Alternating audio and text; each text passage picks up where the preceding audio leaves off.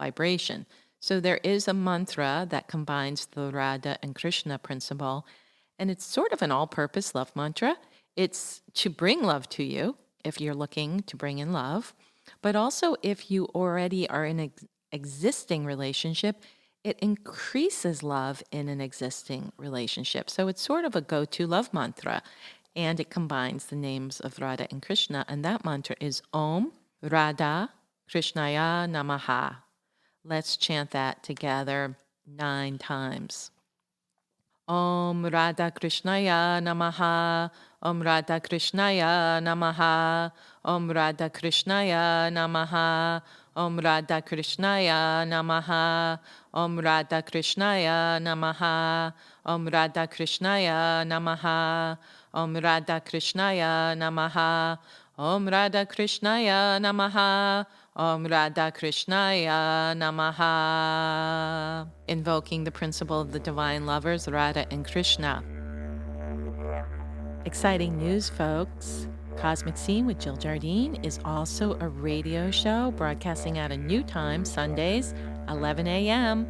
Eastern Time on WATD 95.9 FM, broadcasting to Boston South Shore, and streaming live on 959watd.com on Sundays at 11 a.m. The beauty of the radio show is that you can call in and get mini readings from me or my psychic guests. Call in at 781-837-4900 to get your reading and tune in on Sundays at 11 a.m. Eastern Time. The next Sanskrit mantra for love that I'm going to teach you is to attract love.